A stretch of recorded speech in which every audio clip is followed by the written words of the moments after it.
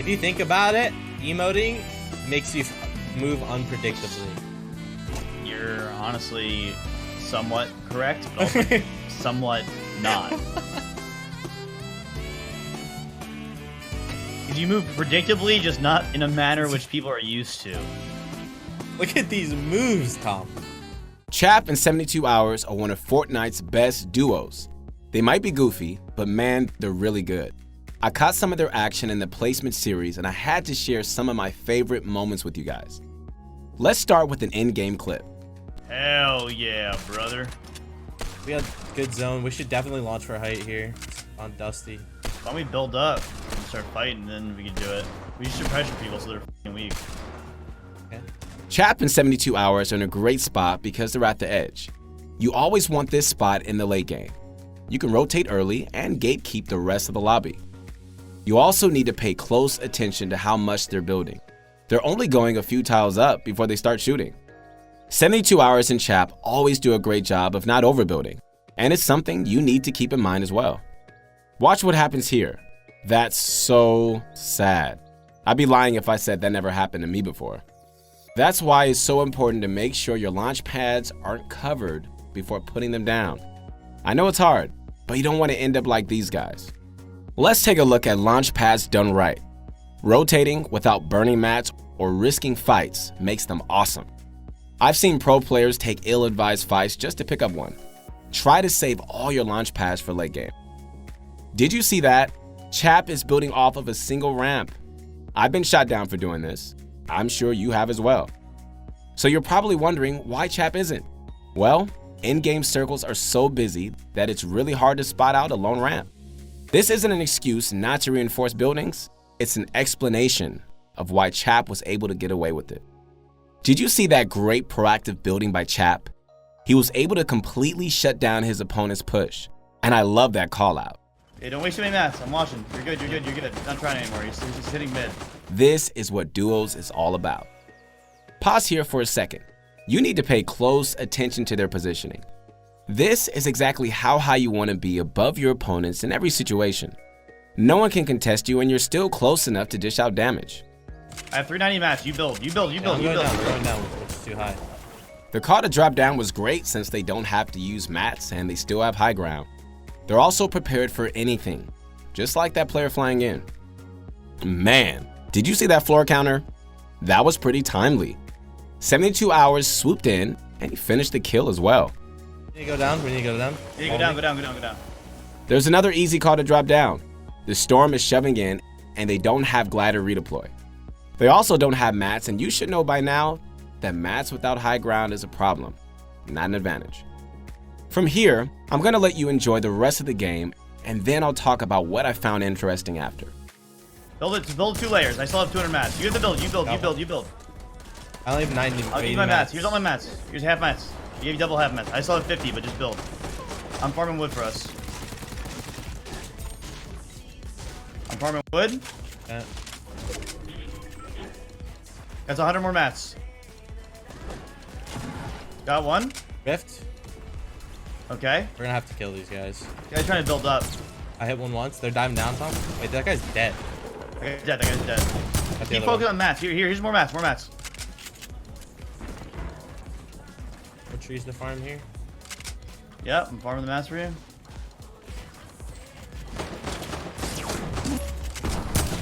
Lighted one. Farming trees. Hold on. Dead. 70 wood left. Got one. Other one's white. Oh. You're going down a little bit. Come down with me. Oh. You're 70 mats on me. 1v2. It's 1v2. Where is he? I think he's under the ramp. Oh, don't go down. Don't go down. Yeah, he's stuck in there. Nice. Good job. Let's break down the winning plays. 72 Hours made some great callouts. He told CHAP to push forward and double layer. If they had both built, then they would have wasted real estate and materials. Instead, 72 Hours gave away his mats and went to farm, knowing that he could take the same path later. This type of play is something that you and I can start emulating in our own game. There aren't any built-in teamwork mechanics in Fortnite, so it's up to us to be creative. I've never seen a player give away his mats in this fashion. It worked out really well. Another thing to note is that CHAP slowly made its way lower and lower while players began to die. When it came down to a 2v1, CHAP was right on top of the remaining player. You're most deadly at close range, so as your threats disappear, start making your way down. This clip was great, but we're just getting started. Let's take a look at an interesting mid-game fight from CHAP and 72 Hours. 72 Hours set up a crossfire when he claimed high ground. They had each other's backs and we heard it in the comms. Although there was a disagreement in play calling, they were still ready to help each other at all costs. It goes without saying, the duo that plays more like a team is going to win more consistently. Let's move on to another mid-game fight.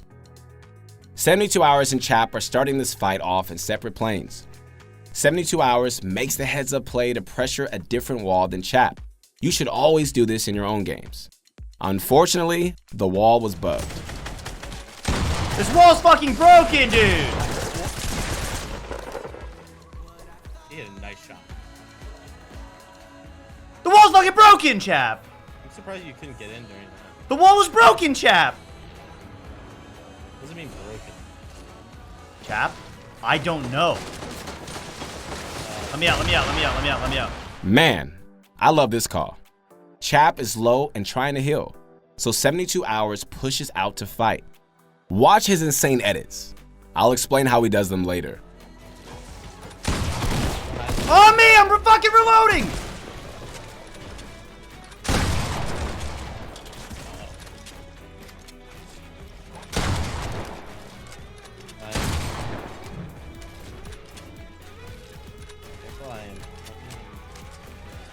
Popping minis.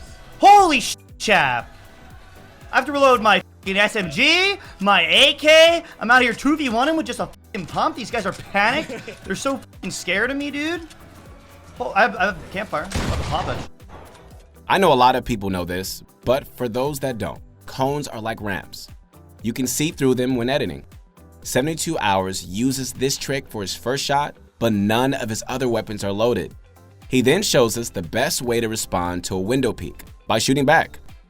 Let's go back to cone edits. 72 Hours repeats this trick and waits for the player to bring out her pickaxe. Then pops out for the kill. This edit play was sick. Use cones, people. They're great. If you thought this clip shows 72 Hours true skill, just wait. Let's jump ahead to the late game.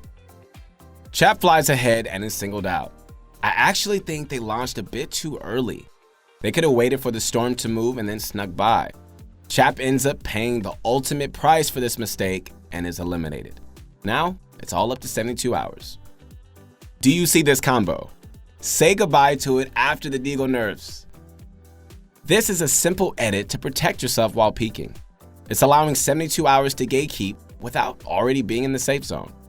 And look, he still has 2 launch pads. You should always play this aggressively when you have launch pads. You should also note his pathing.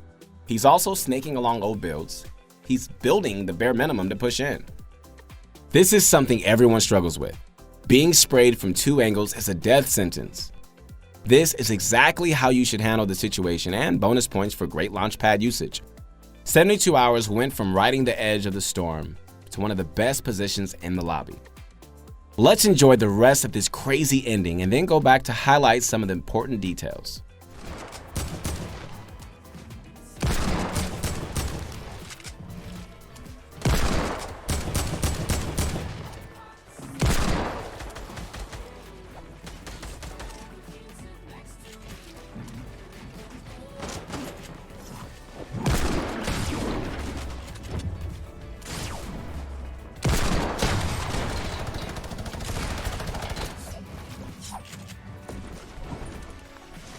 You're gonna be max health.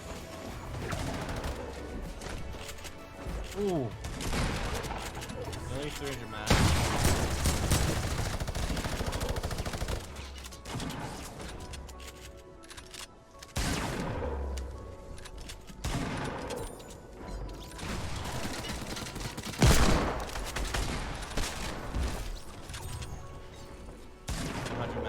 go down. In a build.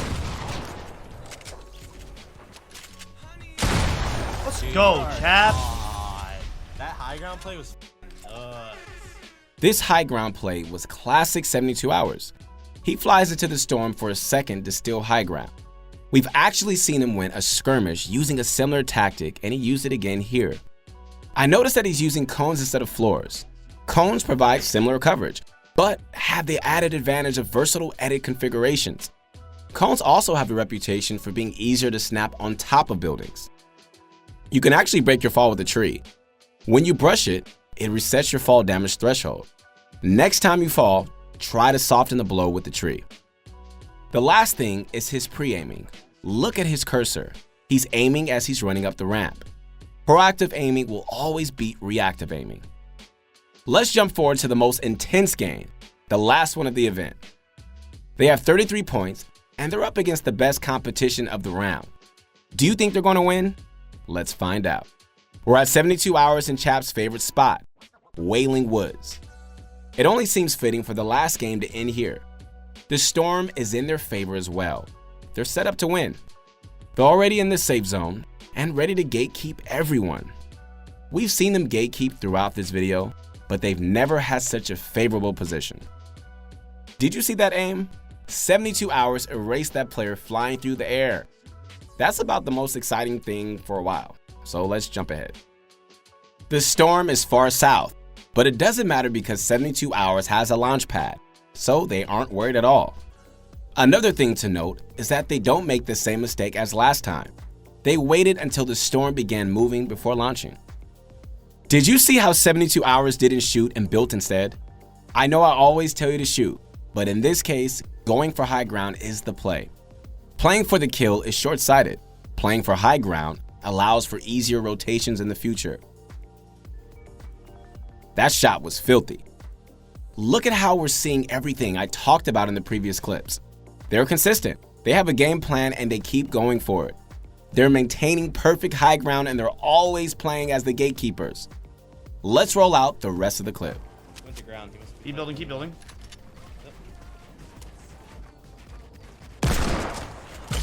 I'm RPG'd out. I'm going back up.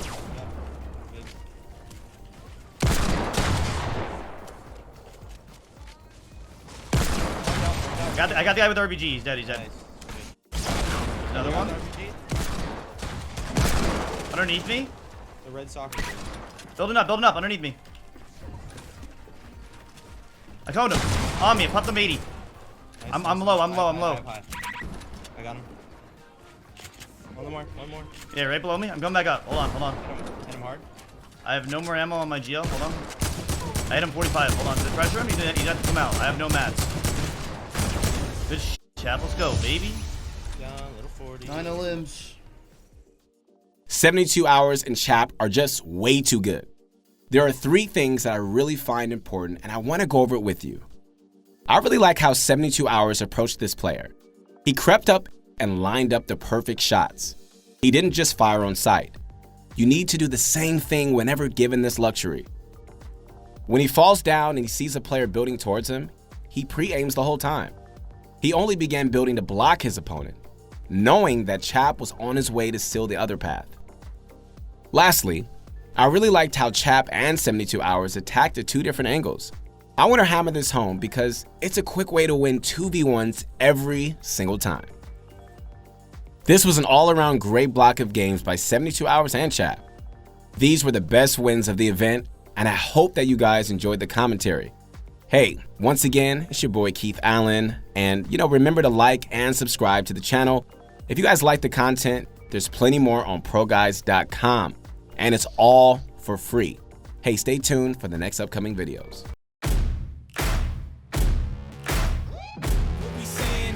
Here we come. Yeah, here we come. Hey, here we come.